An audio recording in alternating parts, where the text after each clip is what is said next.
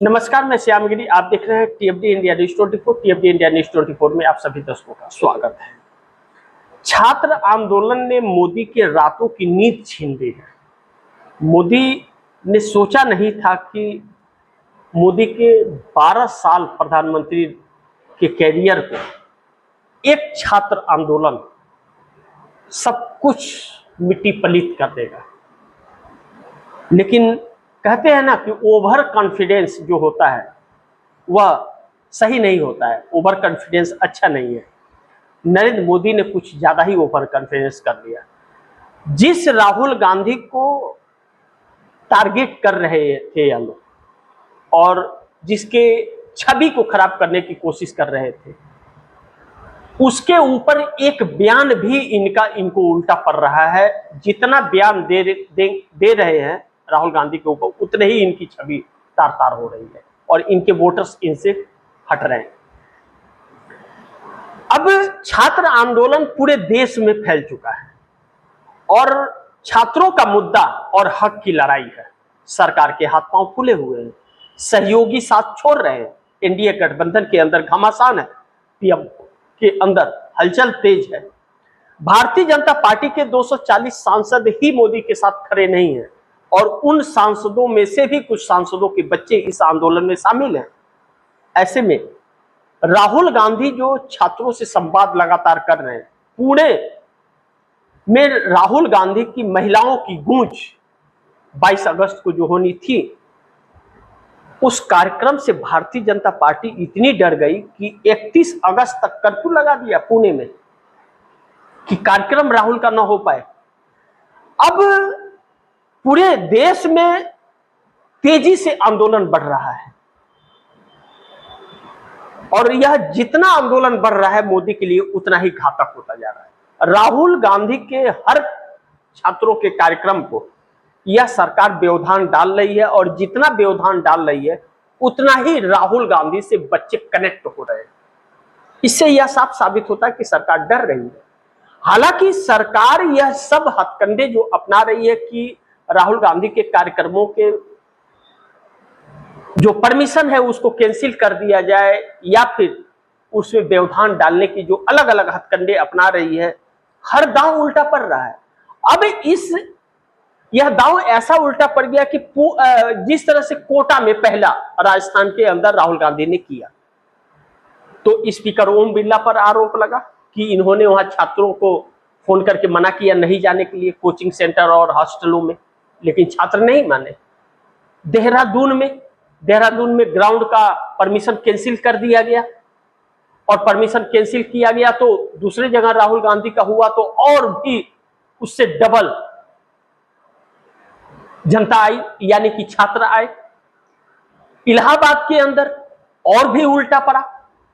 इलाहाबाद के अंदर सारा कुछ उल्टा दांव पड़ गया। इलाहाबाद में लाखों लोग की संख्या हुई, जितना ग्राउंड में उससे ज्यादा ग्राउंड के बाहर लोग थे और वहां से एक नारा लग गया कि नए पीएम आ रहे हैं कि कुर्सी खाली करो, और राहुल गांधी को पीएम बनाने का युवाओं ने ठान लिया और ऐलान कर दिया। झारखंड के अंदर भारतीय जनता पार्टी ने छात्र आंदोलन तैयार करा दिया। दिल्ली के जंतर मंतर पर जो आंदोलन हुआ उससे बचने के लिए कि झारखंड के पीछे छिप करके विपक्ष को फंसाने की कोशिश करूंगा, झारखंड में राहुल गांधी ने ऐसा ब्रह्मास्त्र चला, वह छात्रों के साथ खड़े हो गए और हेमंत सोरेन सरकार को खत लिख दिया कि आप छात्रों की मांग मानिए, नहीं तो हमें सोचना पड़ेगा आपके समर्थन देने के लिए। वहां आंदोलन में सभी बातें झारखंड सरकार ने, हेमंत सोरेन सरकार ने मान लिया और मान लिया तो 14 से लेकर के आज तक के सारे कैंसिल कर दिए तो भारतीय जनता पार्टी के लोग चीख उठे, इनके लोगों की नौकरियां जाने लगी। अब उन युवाओं ने नारा लगा दिया राहुल गांधी को पीएम बना करके दम लेंगे। अब सारा वह भी दांव उल्टा पड़ गया। अब ऐसे में हर एक दांव उल्टा पड़ रहा है, लेकिन इसी के साथ साथ एनडीए गठबंधन के अंदर मोदी के खिलाफ घमासान हो रहा है और भारतीय जनता पार्टी के अंदर भी घमासान हो रहा है, जिसको लेकर के पीएम दफ्तर की बेचैनियां लगातार बढ़ रही है।